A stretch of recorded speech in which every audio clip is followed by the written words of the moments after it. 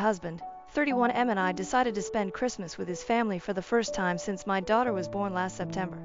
Since they live 12 hours away, we decided to stay for a few weeks before Christmas so they could spend loads of time with Annie, 13 months. We arrived early like we planned and everything was great.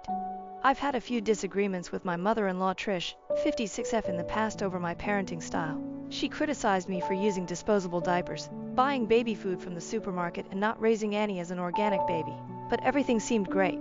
After a day or two settling in, my husband and I decided to pick up a few gifts from a mall around an hour away before the last-minute rush kicked in. My father-in-law, a 60M, tagged along. Trish said she was happy to take care of Annie.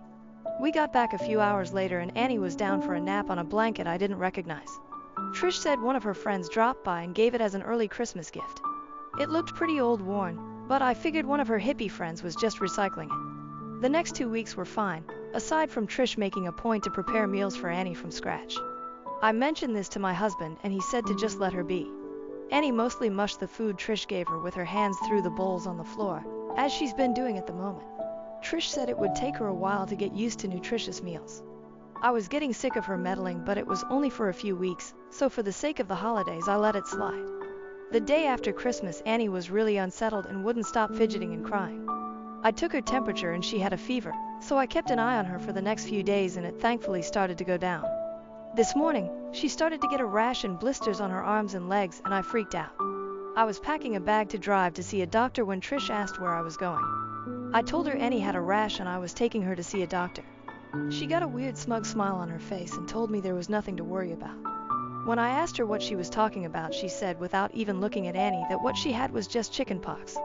I asked her how she could possibly know that, and she casually admitted one of her friend's grandkids had chickenpox a few weeks ago, so she asked them to wipe a blanket over the child's arms, legs and face and bring it to her house.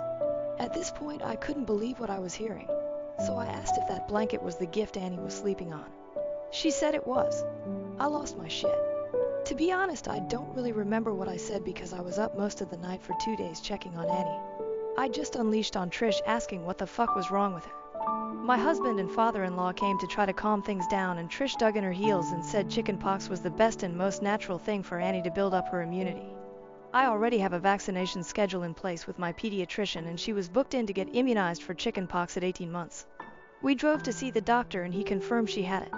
He said I'll have to cut Annie's nails short and might have to tape socks on her hands while she sleeps because kids so young can scratch until they bleed and that will leave scars.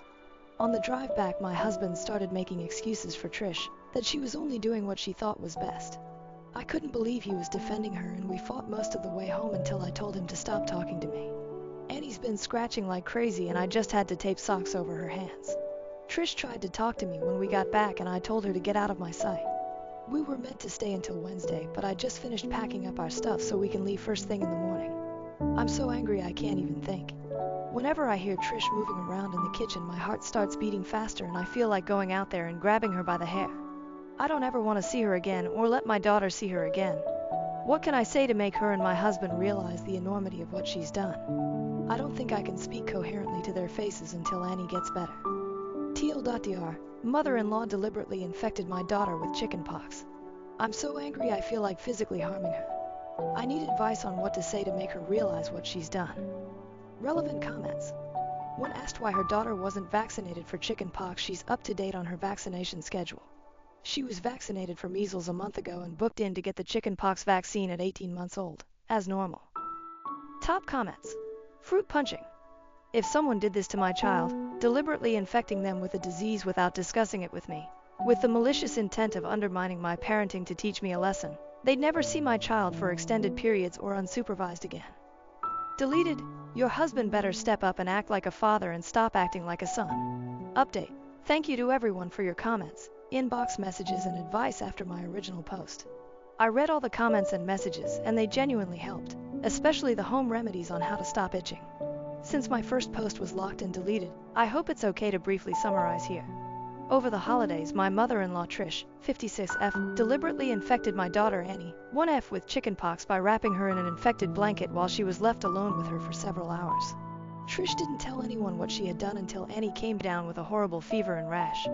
Annie was booked in for her chickenpox vaccination at 18 months, but Trish thought what she did is 100% normal, despite the fact it's caused Annie significant pain and distress, and now scarring to her face and arms.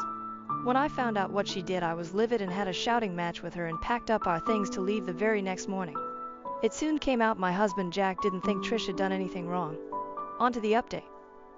I didn't think it would be possible, but things got worse. I got up first thing the next morning and started packing our stuff into the car. Once I opened it up, I kept the keys in my pocket since I was going in and out. Usually we use Jack's set and leave mine in my bag. While I was packing, he sat in the kitchen with Trish and my father-in-law on 60M and chatted and had coffee like nothing was wrong. Annie was mercifully still asleep, so I just gently belted her in and closed her door when Jack came out and asked if I had everything. I said we were good to go as soon as he was. He said okay, and calmly took out his key set and centrally locked the car, locking Annie in. I asked him what the hell he was doing, and he said we wouldn't be leaving until I apologized to Trish. I think I was stunned into silence because he then took the chance to rehash what he said the previous day. That Trish thought she was doing what was best, that chicken pox doesn't kill you, and that I was making a bigger deal out of this than I needed to and making Trish feel bad. Yes, making her feel bad. All the comments from my last post were swirling around in my head, and I told him he needs to stop being a son and start being a father. He screwed up his face and said he would always be Trish's son, and that was the point, that nobody should speak to his mother the way I had the day before, and I needed to apologize to clear the air. I felt like I had entered some kind of weird twilight zone where I had accidentally married a 9-year-old instead of an adult man, so I just asked him to open the car so we could leave. He repeatedly refused, then walked back inside and said he would see me in there when I was acting more reasonable. You can probably guess what happened next. I'd left my bag on the passenger seat, so he probably assumed my keys were in there. Nope. I waited 30 seconds, then just hopped into the car and drove away. My phone blew up with a million calls from him, Trish, and my father-in-law. Eventually, my mom and dad and my sister Jess, who I'm super close with, called as well. I'd briefly texted Jess about what was happening the day before, but she was stunned to get the full blow-by-blow. By the time I was on the open road, I asked her to phone Jack and tell him he could walk home for all I care. Once she heard my side of the story, and not Jack's, which was apparently that I'd gone crazy, frightened Trish, snatched Annie and sped away, she calmed down. Mom, Dad, and Jess offered to start driving and meet me halfway so I could switch with one of them and wouldn't have to drive the full 12 hours by myself in one day. I was so grateful to see them I pretty much broke down in a truck stop parking lot while I blubbered that I loved them. They all took turns driving while I had a rest. It was super reassuring to talk it over and hear that Trish and Jack are the unreasonable ones. Once we got back, I stayed at my parents' overnight and they said I could stay as long as I needed. The next few days were fairly tense. I was up most of the night making sure Annie didn't scratch, which she did anyway, somehow, and it seemed like she just cried and cried and cried until she was exhausted. She has 5 scars on her face and a few others on her arms from scratching. I know appearances shouldn't matter, but I'm so angry her skin is marked for life now over some stupid bullshit. This whole thing is just something I never expected to happen. I answered one of Jack's calls only to have him start a rant that he didn't recognize this person I had become, so I hung up on him. He was due to come back for the start of the work year, which I wasn't looking forward to, but I figured we could make it work as long as Trish was 12 hours away. Then at like 11 p.m. one night I got a very short and formal text from father-in-law via Jack's phone, saying Trish had come down with shingles and was in the emergency room, that Jack was staying there to care for her, and that he would work from their house remotely once the year started back up. Jack's been there for the past few weeks tending to Mama's every whim. I'm sure she's put on an Oscar-worthy performance of having one foot in the grave, and according to Google it should be any day now that her painful, crusty pustules go gently into that sweet night. A few weeks ago I was honestly so tired and overwhelmed and in disbelief that I didn't know what to do. Now I'm back at home with people who actually care about me. I think I'm starting to realize how lucky I am to see the weird relationship with his mommy this early on. The fact that he cares more about Trish than his own daughter speaks volumes. When he eventually comes back, I think we'll have to have a serious talk about our future together. TLDR, mother-in-law infects my 1-year-old with chicken pox on purpose. Husband supports his mommy. He tries to force me to apologize to her by locking our daughter in the car, but I peace out with a spare set of keys. Husband has barely spoken to me in the weeks since. Mother-in-law came down with shingles, so he's staying with her to nurse her back to health. I don't think any amount of TLC can do the same for our relationship now I've seen the real him. Woo! Top comments. Tina Pesto, he locked your daughter in the car, holy shit, and assumed you wouldn't be able to get her out. I mean, that was why he locked her in, to threaten you. Holy shit. Good on you for dipping out of there after that. Whatever happens with your marriage moving forward, you seem to have your parenting priorities straight. Good luck, and I hope Annie feels better soon. Bugs doing things. Yeah, this. He locked a sick baby in the car. Kudos to OP for handling that with a cool head because I would have lost my shit, Demonix. That is fucking terrifying behavior out of him. That poor baby is going to grow up with that as a father. Skullbearer, you only get shingles if you've had chickenpox. The new vaccine prevents it. Rather ironic. I'd get divorce papers served before Mummy Dearest decides your daughter should become a breatharian or join Scientology. My husband is convinced I am pregnant.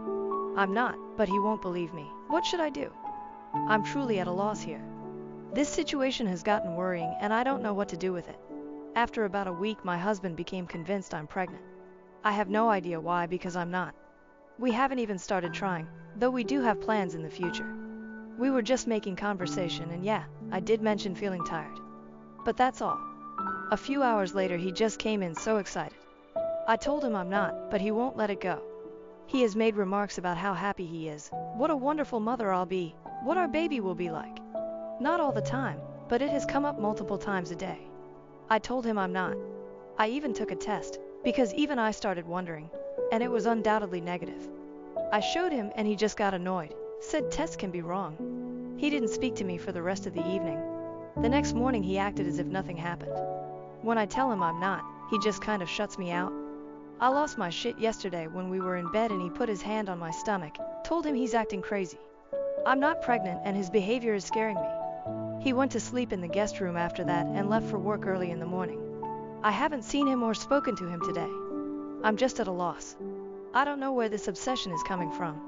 I even asked him if I gained weight, if that's what's gotten him confused. He assured me I didn't. I'm thinking of contacting his parents. Or maybe a therapist or something. I honestly don't understand what's happening and I'm worried about my husband. Edit, next day. Edit. Thank you for all the replies. I didn't expect all this. It's been overwhelming and I'm incredibly grateful. He's asleep next to me right now and I keep going through all the comments. My husband is one of the kindest people I've ever met. I promise you all that he's not trying to manipulate me or would do anything to harm me. But that does make me believe something is really wrong. I'll contact Maya and his parents in the morning, once he's left for work. Maybe go stay with my mom for a bit, though I hate the idea of leaving him like this. I also definitely will make an appointment with my doctor for a blood test. Thank you for all the advice. Relevant comments. To a longer comment addressing the fact that this could be a delusion and delusions can become violent. OOP. Oof, this reply hit me hard. I appreciate it a lot.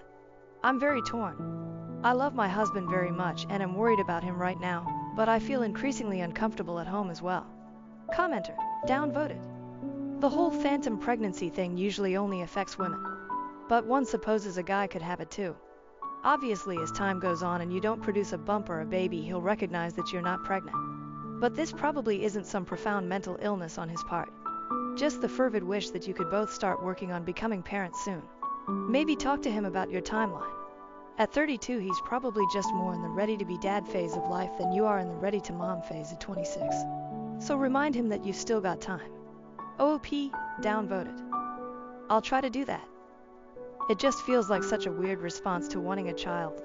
Commenter, replying to OOP, this is not an urgent enough response to what seems like a pretty serious delusion. This behavior isn't normal or explicable in reasonable terms.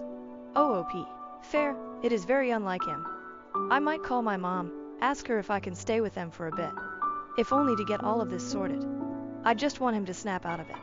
I miss my husband as I know him. Commenter, would he harm you if he thought you got an abortion? Because that's a possibility. He may accuse you of having an abortion if you get medical confirmation that you're not pregnant after he's decided that you are. OOP, I hadn't even thought of that. Sorry. Thanks for your reply, commenter. The first time I got pregnant, my husband knew before I did. He had a feeling. Home test said negative, but a blood test showed positive. OOP, oh my, that's wild. Either way, I'll meet with my gyno, if only to have some conclusive proof that I'm not. Mini update 1 in comments. August 7th, 2024, next day after edit. Things escalated yesterday. But I'm with my mom and his parents are at our place. Update post, August 9th, 2024. 2 days later, 4 from OG post. Hi everyone, I hope it's okay I post this update. I really appreciate everyone asking if I'm safe, and I am. I wish I could give clear answers, but I can't. Things escalated when I tried to speak to him, keeping some of y'all's advice in mind. I sat him down and explained to him that I'd love to have kids with him in the future, but that I'm not pregnant right now, and that his insistence worries and scares me. I told him we could go to the doctor together if that would put his mind at ease, or I could take another test in front of him. I was just hoping to snap him out of it somehow. He got very agitated, said many hurtful things and accused me of being a liar many times. That I'm trying to keep our baby away from him, and so on. Nothing made sense and I wasn't feeling safe anymore. I knew my husband would never harm me in any way, but that wasn't my husband. Things got worse. He did hurt me, but nothing permanent or even emergency care worthy. I also know that if he was in his right mind, he never would have done anything like this. I called mine and his parents, and I'm now staying with my mom. He did seem to calm down a bit when his parents arrived. I haven't seen and spoken to him since then. His mother, she's an angel, is keeping me posted about everything. We all agree something is very off about him and we don't know what it is. But he hasn't agreed to getting himself checked out in any way. I don't know how they'll go about it, but they say, and I painfully have to agree, that it's best to keep my distance for a bit, as most of it is aimed at me. I'm safe, so is he. I miss him so much and just want an answer as to why he's being like this. I keep trying to figure out if there were signs before, or what I did wrong. Thank you all for the replies. They were a great help. It's so kind you cared to ask if I'm safe. Relevant comment. Commenter. Let's pray it's not drugs, since he refuses to get checked out. I'm so sorry, OP. I hope everything gets better soon. I don't know if going back to him is a good idea though. He physically hurt you. OP, I do think that whatever is causing this is the reason he hurt. We've been together for some years now and he's never even raised his voice at me up until this. OOP responds to many commenters and thanks them. Thanks. I've been reading all the comments. You guys are all so kind to me. But I'm scared shitless about what it could be. Reading everyone's experience. Mini update 2 in comments. August 11th, 2024, 2 days later. He has apparently agreed to get himself checked out, but I haven't heard anything else. Mini update 3 in comments. August 15th, 2024, 10 days from OG post. He's in the hospital. Many people were right about it being a medical issue. I'll get more into it at some point, maybe, but first I need to see what's going to happen with him. I've seen him a couple of times. Sometimes he's his normal self, sometimes he can't stand the sight of me. We're managing somehow. Update post 2, August 16th, 2024, 11 days from OG post. I don't know if anyone will see this here, but you've all been so kind to keep asking whether or not we're okay. I hope I'll reach you like this. I'm going to keep this short. My husband has a brain tumor. A lot of people commented on this, and I feel an immense amount of guilt that I hadn't considered it till then. All the headaches and other symptoms, in hindsight, we had previously dismissed because of his stressful work situation and so on. I'm beating myself up that I hadn't seen it before. A wonderful team of neurosurgeons, oncologists and other physicians is figuring out the best approach here, if there is one. We'll hear more in the next few days. I've spent more time with my husband. Some moments he's his amazing self, others he's filled with anger. It's difficult, but we're managing. I wouldn't have been able to without the support of our friends and family. I love my husband. This situation is terrifying. In moments of clarity he's trying to make me laugh, so I don't worry. That's who he is. Thank you everyone for pushing me to get him checked out. Relevant comments. OOP clarifies. I'm home now, but my husband's in the hospital. Commenter. In his moments of clarity, does he recognize how he's been acting? Or is there always some level of reality distortion? OOP. He seems mostly very confused, if that makes any sense. He has apologized, but his mind is just not working with him right now. Commenter. OP, this is not the first time I've seen a thread on Reddit where a brain tumor caused significant behavior changes. I hope the surgeons are able to remove it and your husband's previous personality comes back. Have the doctors given you any info on what to expect after the tumor has been removed? OOP, right now it's the question if it can be removed. There's a lot we don't know right now. The doctors and nurses have been incredibly kind though. I got fired for accidentally being an asshole to the company owner's disabled daughter. This happened on Friday. I've been drowning my sorrows all weekend, dreading the fact I have to start looking for a new job. Explaining why I got fired from my old job is going to be fun. I'm typing it up here to try and organize my thoughts in my head, because right now, it's all a mess. I had been with the company for 3 months and was still on orientation. My job was sales advertising. As the new guy, I was given existing accounts to manage, which consisted of providing customer service and convincing my clients to spend more money on advertising. All of these accounts already had their ad campaigns done, and if they wanted something new, the account was transferred to a senior account manager who would work with our advertising guys to put something together for the customer. Eventually, I hoped to have that job, but I had to pay my dues by proving I could maintain existing accounts and convince them to spend more money first. Everything was going great until last week, when we were scheduled to have our quarterly retreat. Since we were the main regional office in the area, all of the employees from the satellite locations came to our office for the retreat. The owner of the company rarely visits our office. He's been overseeing the setup of a new satellite office for the last year, according to my coworkers. But he was there for the retreat, as was his disabled daughter, Amy. Not her real name for the sake of privacy. One of my coworkers told me Amy works at one of the satellite offices and I probably wouldn't have much interaction with her, but I should be nice. That seemed like a no-brainer. I'm nice to everyone regardless.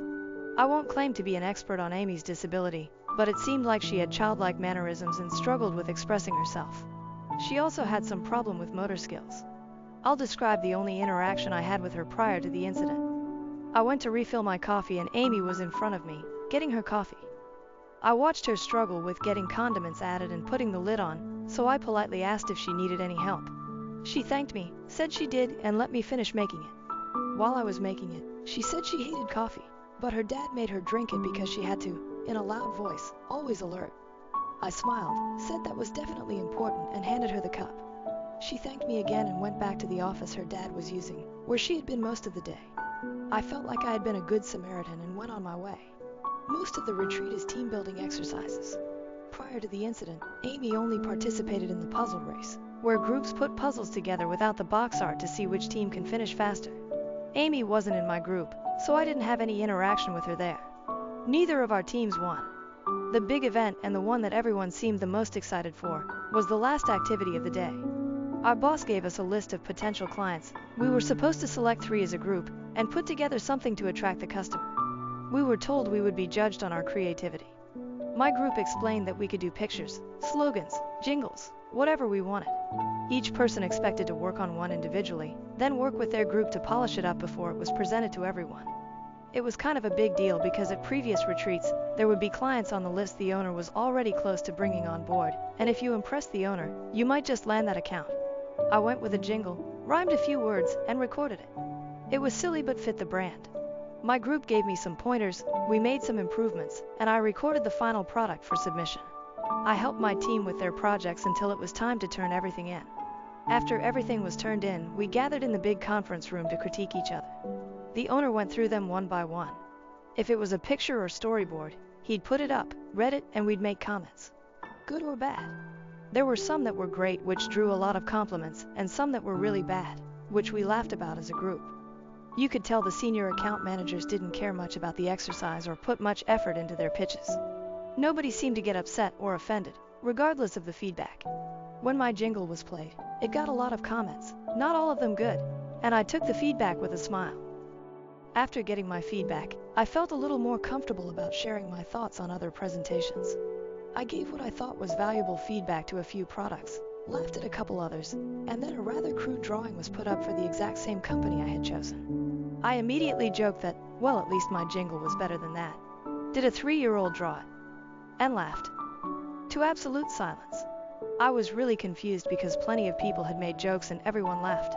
Instead, a few people looked at me like I was disgusting and the owner said, well, if you don't have anything nice to say, keep it yourself maybe? Then my boss scooted down to where I was sitting and told me I needed to go to my desk. Now, I noticed as I was gathering my things that the owner's daughter was red-faced and starting to tear up. The team-building exercise was over for me. I went back to my desk and it began to sink in that the drawing must have been drawn by the owner's daughter. There was no warning or anything. The owner didn't reveal who put together what we were looking at until after a few critiques. Maybe I should have known. Everyone was joking and having fun up to that point. Someone else had a pretty bad drawing that got laughed at. Either way, I felt awful. As soon as the event was over, I approached my boss to apologize. He told me to wait for him in his office. Long story short, I was fired. My boss said since I was still on orientation, He had decided I wasn't a good fit for the company, so it was better to let me go now. He didn't outright say I was being fired for making fun of her drawing, but that's literally the only thing that I've ever gotten in trouble for. My work, up until that point, had been praised. I didn't get much time to process it because my boss had already called security, who showed up fairly quickly, and escorted me to my desk to gather my things before escorting me out of the building. An hour later, I got a call from one of my former teammates, who asked if I wanted to join the team for a drink one last time. They needed it after the retreat and felt bad that they didn't warn me. I wasn't feeling up for it, but I wanted to try and make sense of the whole situation. So I went to the bar. In the back of my mind, I was thinking that since I'm about to start looking for a new job, a few references from former coworkers wouldn't be bad, since I definitely won't be getting one from my boss or the owner of the company after everything that happened. The team explained that Amy comes to all of these retreats, and she always does some crude drawing like that. Everyone just sort of knows to say nice things about it and move on. One of my teammates said that once you've seen one of her drawings, you know what to look for. Well, I didn't, and nobody warned me. I started to get pretty upset that this was a known thing and everyone knew but me, but what could I do? I had already fucked up and it cost me my job. The team also shared more about Amy. Apparently she works at one of the satellite offices but doesn't really do anything. The people in charge of the office try to come up with stuff for her to do because she gets upset when she's bored. The team said the way the people who worked there described it, they were basically her babysitter, so she wouldn't bother her dad all day when he spent most of his time there. And after he moved on to establish the new satellite office, he didn't take Amy with him because she liked all the friends she had at that office. They also said that her dad had harassed a few single guys at the office to take her on dates, which seemed pretty damn HR inappropriate, but he does own the company. My team said Amy desperately wants a boyfriend and wants to get married, which she talks about all the time. The consensus seemed to be that there's no way she actually understands how relationships or marriage works, and her dad probably put this idea in her head to begin with. One of my teammates did joke that it wasn't a bad deal, because whoever married her would inherit the company since she is the old man's only kid. I wasn't really in the mood for jokes at that point after losing my job over one, so I told them I needed to go. The only good thing is my former team members did say they would gladly give me a reference if I needed it, since they felt so bad about not telling me about the Amy situation to begin with. Oh, and the cherry on top. Amy sent me a Facebook friend request over the weekend. I haven't accepted it. I already upset her and it cost me my job. Part of me wants to accept it, apologize, and block her, but I'm not sure I'm ready for that either. I'm going to take a few days to get myself together and then get my resume out there. Edit. After reading all of the replies, including quite a few DMs, and talking with a close friend, I've decided that I'm going to accept the friend request. I'll do an update if there's any sort of conversation. I plan to open with an apology. If she replies, great. If she doesn't, then at least I will have a clear conscience knowing I've done the right thing. Update. If you saw my first post, you know that I got fired because I accidentally made a joke at the expense of the company owner's disabled daughter, Amy. During the last team building event of the day, we were pitching ideas for accounts, which included everything from jingles, my pitch, to storyboards to slogans to drawings. A lot of senior account managers were phoning it in and people were making jokes about their work, which had a lot of people laughing. I got some jokes about my pitch and got a little overconfident, so when a crude drawing went up for the same account I did my jingle for, I made a joke about it. The joke was, well, at least my jingle was better than that. Did a 3-year-old draw it? My joke was met with stone-cold silence and a very negative reaction from the owner of the company. What my coworkers had failed to tell me was that Amy usually submits a crude drawing, which is a lot of work for her due to her issues, and everyone knows to say a few nice things and move on. I was new and wasn't informed, so my ignorance and inappropriate response cost me my job. After meeting with my team at a bar to begin the process of drowning my sorrows, I got a friend request from Amy on Facebook. That brings us to the update. First of all, thank you to everyone who made me laugh. The first time someone joked about me accepting the friend request, marrying Amy, and taking my revenge by inheriting the company made me uncomfortable. By the third time I saw it mentioned, I couldn't help but laugh. A lot of you gave me good advice. I appreciate those who talked about legal action and what options I had. Unfortunately, I was still on orientation with my company, which is like a probationary period. During that time, they can let me go for any reason. They could fire me for wearing the wrong color socks if they wanted. I had to sign an agreement to get employed which stated I understood this. There's literally nothing I can do, legally. At the end of the day, I decided to go have some drinks with a good friend, talk things out and see what he would do. Dave's been my best friend since we were in elementary school. We've probably spent more time together than some actual brothers. Dave was firmly on the side of accept the friend request, apologize, and clear your conscience, man. I'm getting us another round of shots. He knows me better than anyone, and he knows that the guilt would eat me alive. I posted it here because it bothered me. I decided to take his advice, and everyone here who pushed me for that as well, especially the ones that DM'd me. So that's what I did. I accepted the friend request. I immediately messaged Amy. I said I shouldn't have made that joke about anyone's work, it was unprofessional, and I was sorry. It took her a while to respond, but when she finally did, she thanked me for my apology, but said she sent me the request because she wanted to apologize since I lost my job over it. I said she didn't owe me an apology, and there was another long pause before she asked if she could copy-paste something to me. I wasn't sure what it was, but said she could. She pasted a generic message, but one she had clearly spent some time on. I don't want to type it word for word, but I'll paraphrase. Hi, my name is Amy. Please forgive me if I'm slow to respond to you. I suffered a brain injury when I was a little girl and it takes me a while to type things out. There was more to it, but that's the basic stuff. I responded, saying it was not a problem and she could take all the time she needed. Amy and I ended up messaging back and forth until almost 3 a.m. No, we didn't fall in love. We aren't going on a date. I'm not going to marry her for revenge so I can take her dad's company. However, I do think I would like to be friends with her. Not because I feel bad for her, but because she's a genuinely nice person and honestly, everyone could use a few friends like that. We spent a lot of time talking about her. That's just the direction it went, so I asked questions since she seemed comfortable talking about it. Amy was in a car accident when she was a kid. She was in the car with her mom and they were hit by a drunk driver, coming back from a birthday party for one of her classmates. Her mom didn't make it, and Amy suffered a brain injury that impacts her motor skills. Because it makes it difficult for her to speak and do simple things like getting dressed, making coffee, etc., people assume she's mentally challenged. She was put in special ed because of it, but worked really hard and graduated from high school. She even wanted to go to college, but her dad didn't think it was a good idea. Her life has been difficult because it's hard for her to communicate with people. By the time she can get a fully formed sentence out, the conversation is over. She can type, slowly, but most people don't want to type when they're face to face. She even admitted that when she's not at work, she will sometimes carry a tablet and pretend she's mute, because that's just easier. We eventually circled back to the drawing and my terrible response to it. She wasn't that offended by my response, because she assumed I didn't know. She got upset primarily, because she knew all hell was about to break loose and she had no way to communicate with anyone. She was so upset when she found out I got fired, and tried to talk to her dad, but he wouldn't listen to her. She's fully aware that a lot of people at the company just pretend to be nice to her because she's the owner's daughter, but she does have a few friends at the satellite office where she works who better understand her disability. She gets frustrated because she can't truly contribute anything, but is happy when they are able to find busy work for her to do.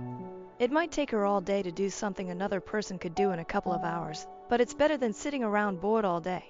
She knows she's a burden and a bother to her dad when he's around, but he's her dad and she loves him.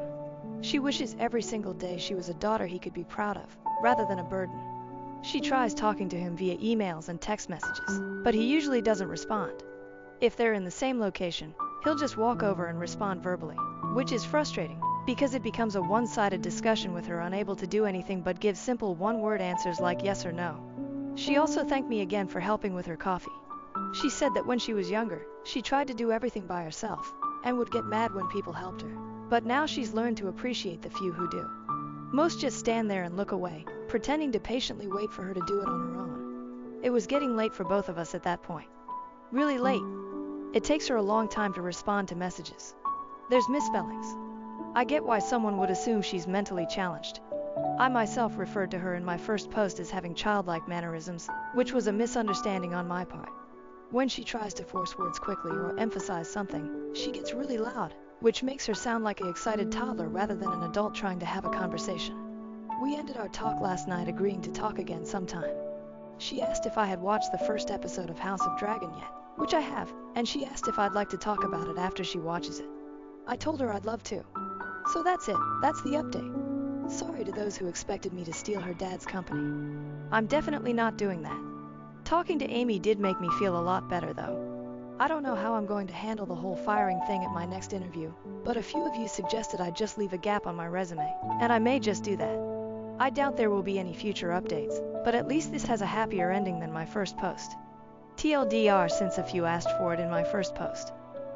I lost my job, but I may have gained a friend. Edit, she loved House of Dragon. Caught my cheating wife at a secret hotel. My wife was surprised when I gave her divorce papers in the hotel lobby. Hello everyone, I hope each of you is doing great. I am writing on my phone, hence apologies for any mistakes. This is a rather long and disorganized tale. I have nowhere to negotiate this problem as I have run out of my rope. Little background. My SO is 40 and I am 43. Married for 16 years, we have 2 children, a 9-year-old boy and a 14-year-old daughter. At first, our marriage was somewhat turbulent, but we worked through those difficult years and came out much different. We married young, hence maturity wasn't completely there yet. Nevertheless, we knew we loved each other and could overcome any challenge standing between our marriage. Whether this was wishful thinking still remains a question. Still, I have been in engineering for 7 years while my wife has worked for 3 years as a manager in a very large advertising agency. Our careers pay nicely and have given our family a quite nice way of life. We were a rather close family. As parents, we always made sure our children could create wonderful memories. We always found time for our children no matter how busy we became. To be honest, I think I'm a decent husband and dad. When it came to my wife, I occasionally messed up. But I did everything for this woman, and it really shook me to my very core to learn she was having a long-term affair. Which leads me to the revelation. My wife was acting far away. Actually, the last 2 years preceding this one were the toughest. She just seemed to enjoy nothing I did. Yes, I know now. She would constantly tell me how her boss would handle this or that and continually contrasting me with her employer. Not able to grasp her mind. She can, however, ask her supervisor. Make her feel unique and avoid starting the initiative to take her on dates. Her supervisor does that for his wife though. Why was my immaturity so extreme? I would want to know how she wanted me to liven up our marriage. Her usual response was, "Don't ask, you need to already know and do it." So since I knew nothing, I investigated and bought books, anything. The response has to come from someone else. Everything I tried was greeted with either half-hearted thanks or bitter disappointment. In the years I have known her, my wife was never like this. Therefore I felt that my failure to make her happy was something I really had to address.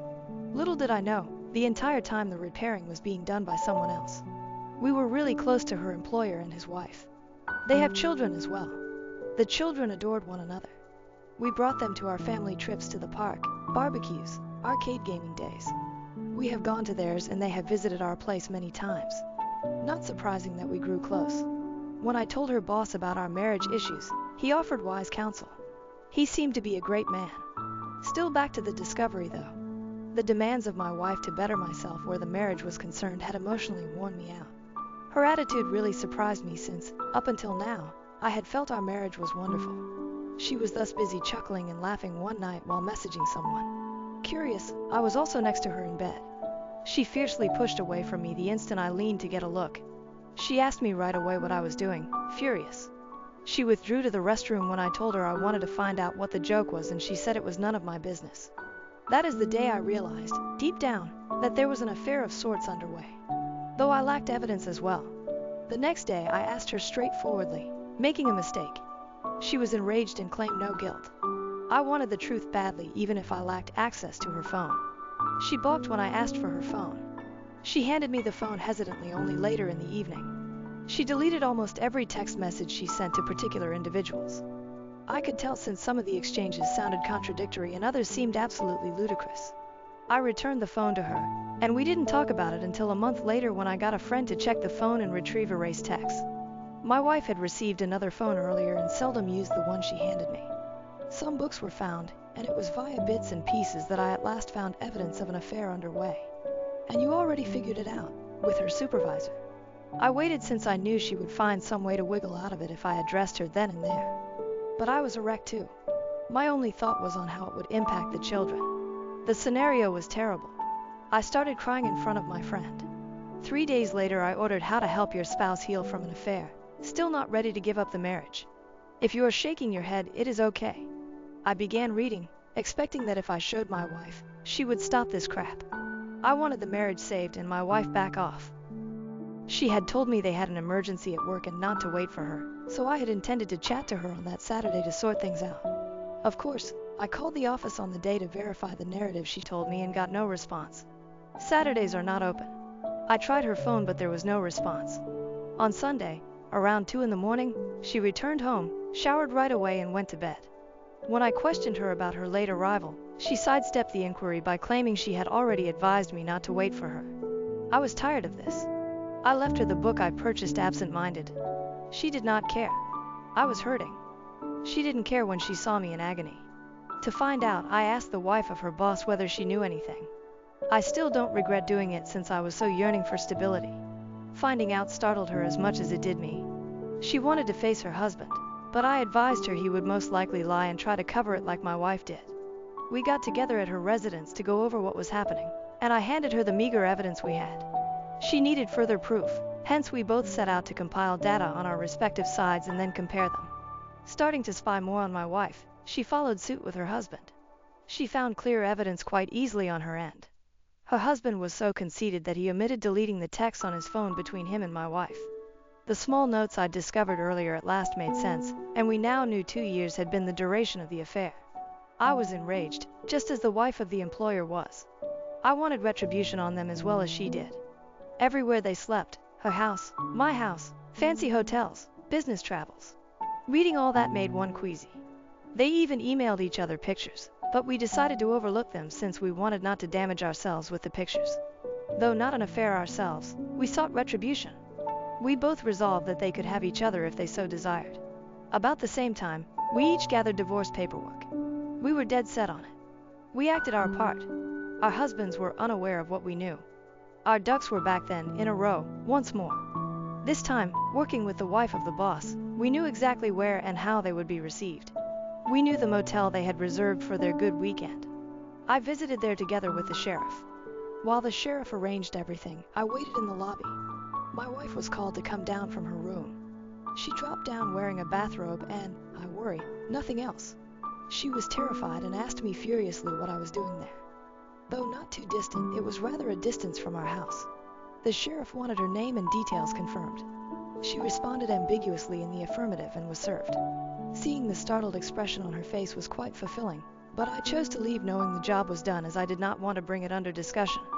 She held my arm, dragged me back, and insisted on knowing what the meaning of this was not letting me. You had an affair, I told her, and I'm leaving you, simplified. She began shouting at me, then grabbed my arm firmly. The sheriff had to intervene and order her to release me immediately. She told me she could explain, that I had the wrong notion, and that it was my fault. She started crying. I left fast to get home since I was getting enraged. When my wife told her boss, he fretted. According to what I was told, he hurried home only to find himself served. We gave them no time to straighten their heads. We blindsided them exactly as they did us. While hers might take some more time, my divorce will be finalized in a few months. On the divorces, both my wife and her supervisor have been battling us. Neither want to file for divorce. The reasons I have heard are that they never meant to leave their husbands, that it was only a purely sexual affair and nothing more, that people have worse indiscretions and still come out with a fantastic marriage, that they messed up and would like a chance to right things. What, I asked my wife, do you suppose the result of all this is? She said she is not that person anymore and said she was following the flow and behaved totally against nature. She's a moron, I told her. For not giving my wife another chance, others around me are labeling me horrible. Though they would want it if we stayed together, my children know what is going on, age appropriate, and they are backing me 100%. We still reside in the same house, hence my resolve is weakening along with the fact that my wife is reading the book I purchased and attending therapy. It's becoming more difficult to keep to my guns. She claims to be sorry and will perform all necessary actions. All I need to know is that she is sorry she got caught. She has labeled me as a sour, angry person unable to go past all the negativity. Later she apologizes for it, but I know that's how she feels. I still speak with the boss's wife, and my wife completely detests it. She believes the boss's wife is the reason I won't be giving us another chance or that I will be having a vengeance affair. Like she did with her boss, she has insisted on my starting no communication with the wife of the boss. She is nuts, I told her. We did nothing illegal. Why should I now accept her points of view? See, I believe I've finished. I respect nothing about her. She is still not ready to give up and is actively interacting with me about her ideas and procedures concerning the affair. I find them as justifications, hence I ignore her. She asks me to accompany her for therapy. I was thinking, hell no, as I have seen in numerous instances where the therapist blames the victim. She wants me to read books about infidelity with her. Given that we are likely to divorce regardless, what good is this? She is close-minded. She would not be able to control me with sex, I informed her. She says she just wants to show me how much she loves me and it's not manipulation. Correcting her, I responded, love me now, you mean? People around me, including my mother, are annoyed with me as they believe that mistakes are inevitable and my wife understands from her errors that she really loves me. I assured others I would never be someone's backup plan. Treating her the way I do makes me terribly guilty. Though there is hate involved, I still love her. Am I treating her unduly cruelly? She is trying quite hard, but I have no interest. Should I go back over the divorce? People say I should slow down. I shall regret it. I am moving too quickly. Yes, that is accurate. I'm not sure what is actual from what is not. Edit. I appreciate all of you spending time to answer my predicament. After reading all of your comments, some of you addressed some really pertinent issues. I will talk with my wife right now. Though I will keep you informed, I believe divorce is the best path for my children and myself. Reading from here has been beneficial. Update for the narrative. Alright, I'm back once more. I'm trying a second time since I have been receiving emails requesting an update. Appreciate your concern, folks. I would want to clear certain things since I can see your curiosity. First of all, right now my wife and I find ourselves in a type of decent state. Not because we are reconciling. No, I am still divorcing her.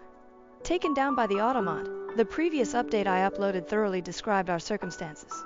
The brief story is that my wife is still hankering after another opportunity and is acting accordingly to acquire it.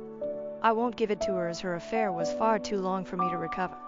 Should it have been a one-night stand, the narrative might have been different, but 2 years is simply a slap on the face. I love her still and am not a monster, hence I have attended a few therapy sessions with her. One session was really excellent and let me see that my wife really regrets it. She has been trying pretty darn hard, but she has not been flawless in how she managed the aftermath from her affair. Her anger at me for constantly contacting the boss's wife and her fear of a vengeance affair made the second session a catastrophe. We argued a lot later since I refused to do what she requested, which was no communication with the boss's wife. Therefore it was the angriest I had ever gone through this whole situation. That was settled after I assured her there wouldn't be a vengeance affair. Though I know I owe her nothing, she is still my wife until our divorce, hence I still want to keep my word. I have been visiting a couple of more meetings with her merely to observe her improvement. This therapist is indeed an individual and marriage therapist. I'm not attending these meetings since, deep down I want to save our marriage. If only I could watch my wife's development personally and help if necessary. I'll gracefully step away following the divorce. Still leaving her husband is the wife of the boss. Her husband is still contesting her on the divorce. She is as strong as I am, and I will say we do have low days with each other. We are only cordial with each other. I still see no affair taking place. She is a strong, self-reliable woman who does not, expletive, anyone. Right now my children are good. They understand that we love them no less simply because we are divorcing. Although they encourage us not to divorce, they see why it's right for our age. My wife works somewhere instead of the advertising company now. She quit not too long after I visited her. She claims to have kept absolutely no contact with her previous supervisor. She applied that advice and sought assistance on saving the marriage on forums. After seeing my wife work her butt out to be a better person, I can see the appeal even though initially I didn't understand why people stayed with adulterers. She's not a monster. She's simply flawed and made terrible decisions from which she is learning improvement. She has extended to me everything under the sun to give another go. Not sure I have it in me either. I feel more at peace the closer a final divorce seems to be. She recently begged to have a chance following divorce, and we had a lengthy conversation about this. She has extended a postnup offer. Although I wasn't totally against it, it would be a somewhat long road for her to travel for me to even consider as an option. She seems really eager, but honestly I don't see how that would help any of us. Mostly driven by a momentary feeling of justice, I want this divorce. Without compromising myself to the level of an adultery, this is the only justice I can obtain. After I told more about my wife's affair, my mother and I made up. Today, she's rather angry with my wife after finding out the specifics. I'm not sure how I would negotiate one. Rant. Affair for revenge? Alright, I wanted not to write here until my divorce was finalized, but right now I'm just annoyed and really want to rant. Like many of you, my wife is terrified about a revenge affair. The straightforward explanation is that I still get in touch with and see the other woman I betrayed. Against the other betrayed partner, my wife feels somewhat insecure. Is that how it is spelled? Younger, a model, quite beautiful, and runs a profitable company is the other deceived partner. It makes my wife suspicious that I would yield to temptation and cheat on her in return. The nerve of her to deliver me the two wrongs don't make a right lecture still astounds me. She isn't wrong, of course, and I never intend to follow through. Still, her hypocrisy bothers me. Like yesterday, every time I visit the other betrayed husband, my wife becomes somewhat depressed or very clingy. She has thrown herself at me several times to make sure I do not cheat on her back, but I'm not sure how many. Her advances are turned down, and that further aggravates things. The deceived have to struggle along and try to pick up the pieces while cheaters are thus selfish, just thinking about themselves and their suffering. Besides, our children still see their children. Although I never go to the other betrayed partner without my children, my wife still believes I have it in me to be as merciless as she was and sees every chance to attack the lady. Laughable. Expletive. OM is still residing in their vacation house and begs the other betrayed partner to bring him back. I am not going to lie. Seeing him suffer the repercussions makes me very happy. Given my degree of leverage on him, he has not tried threatening me. He has to cope with my ongoing communication with his wife. He makes sure I'm not around when he visits since he is allowed to see his kids whenever he wants but does not want to see me. To be honest, I pity the man. My wife has been really contrite lately. She has lavished me with love, which I just push aside. I'm not in a good frame of mind. Today is our therapy session. I feel like releasing all the suffering and hurt I have gone through thanks to her. My anger has become intolerable. Update. Well, here I am checking in. Not especially fresh to report to you folks. Only a few things have evolved though. Reviewing my conversations and postings helped me to see how wonderful this location is for helping people just like us. To help me to see my circumstances better, I have been reading a lot of material about infidelity. Still, during a recent therapy appointment with my wife, she asked that I give her a little more time to win me back. She had reason after reason why it would be a good idea for me to at least try and see if I could assist in restoring our marriage. Not quite reconciliation yet. I kept bringing up the fact that her primary motivation was the fallout from her affair. She wouldn't be trying if she still saw OM. For months she emotionally mistreated me. I'm not the kind of person to be walked all over, even by the woman I loved. She owned all of her mistakes and once more apologized. She has promised me so much of making it up to me. She believes it is possible and wants our marriage to be stronger than it has ever been. Having plenty to spare, I asked her whether she would be ready to tolerate my wrath. She was like, absolutely. And she would like me to dump on her anytime I feel like it to help me process the grief. Usually, I got a million excuses when I questioned her why she had an affair. She was honest this time, telling me there was no justification for what she did and that she would spend every day for the rest of her life demonstrating to me by her actions that she was really regretful and would never hurt me that way again. She genuinely dumped emotions onto me, and it helped me to realize that she truly was rather insecure about herself and envious of the other betrayed partner. Her ego shot skyward from the affair. She loved feeling beautiful and wanted. She would never last and admitted the encounter was most certainly a fantasy. She considered the ramifications from time to time but scarcely gave them any thought overall. She regrets having the affair and claims she will live with this guilt the rest of her life.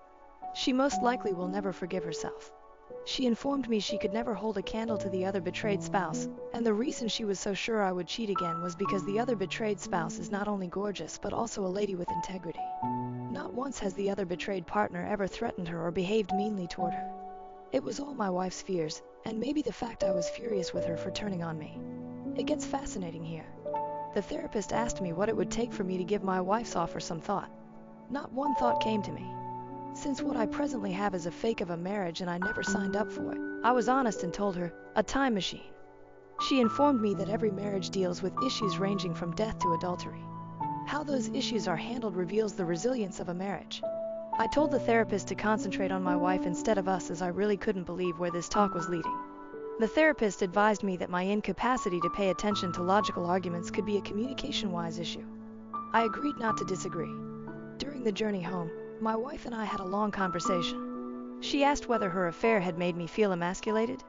Given she had never asked me that prior, the question really caught me off guard. Sure, I said. She startled me by wondering if sleeping with another woman would make me feel better. I reminded her once more that I am not, nor will I ever be, a vengeful lover. She clarified that she was referring to a trial separation whereby I would go get my mojo returned. She will stay true and wait till I'm good and ready to return to the marriage. Before, I felt she was desperate, but her idea seemed insane. I questioned her how that would help the marriage in any form so that both partners can be having affairs. She informed me it would not be an affair as we would be separated under conditions allowing my freedom to see other people. She answered that we were divorcing anyhow, so if this doesn't help us, at least I could see what the outside world has to offer. I told her that is a great risk on her behalf. She appeared completely out of character to suggest it, hence I clearly rejected the proposal. For the past few weeks, my wife has been remarkably quiet and patient. She is unlike the wild, insecure one I used to know. Naturally, I should not trust her for my personal benefit. It is quite challenging though.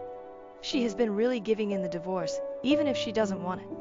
Though not my case, I have read so many stories of divorces turning acrimonious. Being in this state is rather surreal. It is challenging to negotiate. Edit. Let me also make clear, I am still completely going with the divorce. Hearing people's impressions of this interests me. Edit. Back once again. Hello to each of you. I have another update on this sorry condition of my life. I want to thank the people who keep contacting me in support before I get into that. My wife and I have thus decided to be courteous now and celebrate the holidays as a family. Though my wife is still hoping otherwise, this will be the final holiday ever observed. This was for the benefit of our children. I have loving children. Our divorce will be official midway through February. For those of you who are interested, we have shared everything half and half, although she has been quite giving on her side. She might become nasty later, but so far she has been good and tells me it's because I've been a terrific husband and parent. She feels I should get more than a fair divorce considering all she has done. Still don't know whether it's a technique. Though I do gain somewhat more thanks to her, that is not to imply she will lose a lot out of the divorce. I have chosen to cease attending sessions with her. It was confusing her and offering false hope. She has said that she has a strong desire to be close to me all the time and that her affair made me feel emasculated and unwanted. She has been attempting to have sex with me rather often, and I mean quite often. To be honest, my wife seldom started sex before all of this, so I felt a little offended that she was doing it now. I came to value her seeing this as a hang-up of mine and her desire to fix it over time. Though I have turned her down, she continues fiercely claiming that this has nothing to do with reconciliation and that she only wants me to feel good and desired. For now, I have shut off communication with the other betrayed partner since things were becoming somewhat too personal for my taste. I suppose you were not far off when the person mentioned I was having a vengeance affair. It wasn't even anything I knew till the other betrayed partner admitted she wanted to try and see where our relationship would develop. She said she would wait to start anything until my divorce was official. We have agreed to take a vacation from each other till everything is settled as I was somewhat perplexed and had no explanation for her. The second betrayed partner is a beautiful woman, but I'm not sure whether I could make her feelings back off. I have very little idea how to manage that. Someone suggested that her future reconciliation with her husband is being hampered by being near the other betrayed partner. I guarantee you that nothing I do relates to her choosing to leave OM. She is done with him and that is all. When we are together, we do not discuss our spouses negatively. OM personally visited me lately to atone for all that happened. He was usually an arrogant man, hence this event really helped him to grow humble. His apologies did not sit with me. Though I wouldn't say expletive about what he is going through, call me petty. Is it alright for me to have sex with my wife even if we are not getting along? I do admit I miss having sex. I sorely miss the closeness and intimacy of it all. New lingerie, sexting, touching, letters, etc. My wife is eager and has been trying everything possible to start it, and sometimes I find it difficult to resist. Honestly, I just didn't care to know exactly where they had sex, so she even threw away, destroyed, and replaced everything that had to do with OM at my house without my asking her to. Switching off these emotions is difficult for me. Is this a catch-up? Am I the one being played? I wanted her here as it's less of a hassle until the divorce is finalized. Before someone says kick her out of the house, I've already tried that. Rant. At last I understand it. Though she was nothing but worthless, I felt I squandered all these years on a woman. Nevertheless, she produced wonderful memories and children. As a man, these things I will never forget and value greatly. I am going to do better than her though, and at last I realize I am better than her. People have come flooding in offering me guidance on how to handle this. I realize at last that I am deserving of better than her. She twisted me over, put me down, and made me feel less than when another man paid her any attention. She actually gave another man her all. It still shocks me that I'm at last realizing I am over her. She only now does all it takes to maintain me. She is now focusing her effort on us. She used to not care, however now she wants me to be happy. She now desires to be this daring sex partner for me. Though it was never amazing, I enjoyed our sex. I can now clearly see what I have missed. Her writings with let me know only the surface of the graphic nature of their trysts. Now, despite her past relative slowness, she wants to show me just how much she loves me. The lethargic sex tells volumes to me. While earlier it was all about giving her attention and providing for her at the same time, now she gives me space and is pleased and supportive of all I do. She now respects my bounds and surpasses them to add more. She now views me as the king I wanted her to see, but no. First I had to smother her off her pedestal first. She is the perfect woman right now, yet it seems transitory to me. She now tells me everything exactly, very open. She is quite honest as well, even if it may make her embarrassed or offended. Before, I don't believe I have ever seen any woman looking constantly ashamed on her face. She wishes this affair never had a place. She kicks herself quite a bit every day. When I am simply not responsive to anything she does, I can see the desperation on her face. She tries to cover it, but she seems so unhappy. Though occasionally I detest myself, to me it's necessary. Why cannot I consider this as a good thing? Why cannot I criticize her now for her actions? They exhibit regret, right? Many have LTAs and come out even more powerful than before. Why am I making decisions based more on feeling than on a point of mature objectification? While I enter another dubious relationship, someone else will end up receiving the better and upgraded version of her. When everything seems to lead to something decent for the future, why not strive for this? These are the lines I have been handed. My response is that I will not tolerate disrespect. Perhaps I was eager in the early phases of research, but I woke up from that fast. This is to respond to those who have routinely asked about my position and messaged me. This Christmas I will be spending it with my whole family and then moving away from my wife. To retain my wife's grip over me and go totally from the concept of her, I resolved to cease listening to the garbage I produced in my thoughts. Neither will I be giving us another shot nor dating her. We are done for good. My wife is not a villain, and that is the truth. She should be happy too, but it will never be with me. She has personally shown me that. When I absolutely hit rock bottom, I phoned the other betrayed partner today and promised her supper after the holidays for her support. She mentioned she would really like it. Although I know this isn't common, we truly helped each other all through this and I owe her thanks. I really didn't know before people started discussing how much I intended this with OBS. For the past few years, my feelings have been so twisted that the whole idea of another lady never crossed my head. And dinner is it? Nothing else unless both of us really want it. But the closer the divorce approaches, the more I see I really have choices. One such alternative has been right there. Regarding I have nothing to say about the man. Not a flying expletive. I will inform any woman as I do not believe I will marry once more.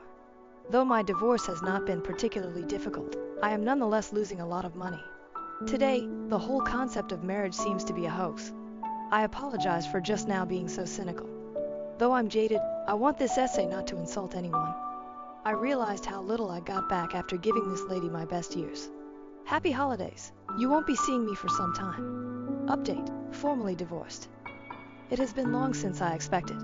I did say earlier that I will be returning here for the final update. That ends. Formally, my ex and I have split ways permanently. It happened around 3 weeks ago. For the better part of several days following the event, I mourned as though I had lost a loved one. That my marriage failed so spectacularly really affected me rather strongly. Ever since I initially found out about the affair, I never shed tears that strong. I also railed a lot, most likely one of my lowest points. Everything has been set up for my ex, partly on my behalf for the children. She left the house. I am attempting to buy her out of her portion of it. She currently resides in an apartment, a somewhat large downsize for her, and it basically makes her depressed. She still visits the therapist and remains committed to reading and researching infidelity. Not exactly sure why. With little physical touch, we have had long chats both before and following the divorce. She is the mother of my children, hence even if I know I shouldn't be entertaining her right now, we should be decent co-parents. Thanks in great part to this group and others, I am nothing except logical about the matter. Of course, it's the same song. She wants to reconcile, and I believe it would be too dangerous for me to put myself in the same circumstances once more. I regret not feeling the right mood to present her the gift. I went to supper with the other betrayed partner this past weekend solely for companionship and conversation. We covered a lot of ground. Things grew flirtatious between us, and I have to say I was somewhat hesitant to welcome the fast-shifting mood. I suppose I should say that the evening concluded with quite fervent intensity. I'm sorry for the TMI. Most likely, the most amazing sex I have ever experienced. OBS is quite much a giver, spades above my ex. Although I had no intention of it going that far, the other betrayed partner was eager and I too was. Learned quite a few more LOL tricks in the sack. First time I had someone that was eager to satisfy me rather than the other way around. She divorced her ex, thus I guess I shouldn't call her the other betrayed spouse anymore, but for privacy's sake I will just use that. To be honest, I do not see us advancing our relationship. That evening, I suppose the hormones and booze got the best of us. Though I'm not sure she would want to. I believe she also helps me to arrange myself emotionally. Still, I feel really terrific. Although this may not be what people want to hear, the sex I had with the other betrayed partner greatly helped with my remaining self-esteem problems. Desired, living, and at last I knew what I was missing. I will never accept artificial sex once more. Knowing that I did not lose my morals and was not cheating made me more fulfilled. All things considered, I'm really pleased with how I handled all this mess. Though not flawless, I did the best I could. Though I did lose a lot of money in this process, I am most likely coming out really lucky compared to many BHS. But it was because I was ready to listen to those with knowledge rather than mindlessly wishing for the best. I will thus be eternally appreciative of you people. You and everyone who listened to me helped me to avoid even further losing my value. Summary. Respect you. Never, never tolerate disrespect from anyone else, not even from individuals closest to you. Everybody is entitled to a happy, contented relationship. Never accept your partner's leftovers. Every committed partnership should feature a satisfying and healthy sexual life. Do not accept it if your partner is not giving you their all but did so in an affair or before with someone else. Just state your discontent. I am not encouraging rape or sexual abuse. If your spouse is not ready to meet your desires, do not settle for dull sex unless both of you agree. One can walk away from that without trouble. Share, interact, share. I cannot underline how very vital that is. Should you ever be betrayed, only you can really recover. I needed a long time to grasp this. Though that's all I can currently think of, there are many more. I'll be here to respond to your comments, but I'm done blogging here permanently and moving on with my life in around a few hours from now. Have a nice one, everyone. Right now, things are good. Update. Hey folks, people wanting to find out how my issue is going have been flooding me with emails. I still get triggered here and there, hence I have been deliberately avoiding everything involving adultery. Having this in mind, I am still working through the trauma. I try not to dwell too much on it, hence I've been absent from this site and others in order to move on. But given so many people are worried about me, I will reassure you and provide an update. I'm good, no mishaps, no poof, I'm off the face of the earth. I'm still in IC and my girlfriend is the other betrayed partner. With regard to child custody and money, she resolved her matter with OM. She should have handled that sensibly instead of being vindictive and dragging him to the cleaners. The children do have some conflict over all this, and we are working as well as we can to handle it. We have to start therapy for them to ensure they appropriately adjust and realize that their relationship with the other betrayed partner has minimal influence on them. Still, we do take them into account when it comes to the way this is handled. Not everyone is on board, hence this is really difficult. OM, my ex and my daughter do not enjoy being around each other. I'm not joking here. There's conflict when those two are near one another. I really believe both of them blame the other for how things turned out. My ex still wants a second chance and is most likely offended that the other betrayed partner stands in the path of me seeing things clearly and not tossing away what we have eternally. This woman is so misled. Her antics really concern me. She tried something at a friend's 4th of July celebration. I closed it, although I suppose it was not sufficiently strong. Though you guys were right, she wants to come crawling back in a bad way. I did not believe the individuals claiming she would be pining for me. The other betrayed partner is letting me handle that. But she's also becoming sick of my ex too. Did I mention my ex's passionate loathing of the other betrayed partner? Ever since I left her for someone else, my ex has been a train wreck. But I truly thought she was improving herself. I treated her better than I treated anyone else in my life. Hence she treated me like garbage and I still don't get it. But the instant I respond F you, she is back flipping to grab my interest. I'm not sure whether I ought to be offended over this. There you have it. Now everyone can relax. Regarding my daughter, I get anxious. Hello everyone. I am new to this sub but not new to Reddit. Actually, I have been searching for suitable references to handle my current circumstances. Though I'll outline it below for you all. Feel free to review my history to obtain a better backdrop. Ex-wife of mine had an affair. It ran for over 2 years. My ex-wife compared me to our OM a lot and was really nasty to me during this period. Our sex life was worse than it had been before, and at first I blamed all of my failings. I didn't have a straightforward strategy to leave her once I found the affair, but it gradually came to pass. One weekend she departed to hang out with OM and lied to me about it. I contacted the other betrayed partner and we worked together to divorce each of our respective wives. The affair was revealed to our age-appropriate children during this process under a mommy broke a promise to daddy kind of conversation. Not specifics, only that we were heading our different directions but yet loved them very much. Though of course they didn't want the divorce to occur, which is also quite reasonable, they took it as well as anyone would want. Although my ex-wife has been relentlessly advocating for reconciliation, I wasn't there to provide her another chance. Understanding it wasn't about me, I forgave her and wanted to be done with the relationship. The divorce grew more expensive the closer it approached completion, although the financial harm was not too severe. I also have to say that the other betrayed partner and I began a gradual relationship immediately following the divorce. It was first like FWB, but these days it's far more serious. Had it not been for our mutual support during the aftermath of the affair, I most certainly would still be with my cheating ex, that or murdered myself, half joking. Still, I constantly chat to my children to find out how they are handling this. I strive to make sure our talks are honest. If they object to my relationship with the other betrayed partner, they can let me know so. I wouldn't be insulted since I want to avoid putting them in a position that would cause problems down the road. 10-year-old son likes OBS. Given her age, 15, my daughter would rather have a little more time adjusting to the new dynamic. She says she doesn't want to meddle with my connection with the other betrayed partner and she wants to see me happy.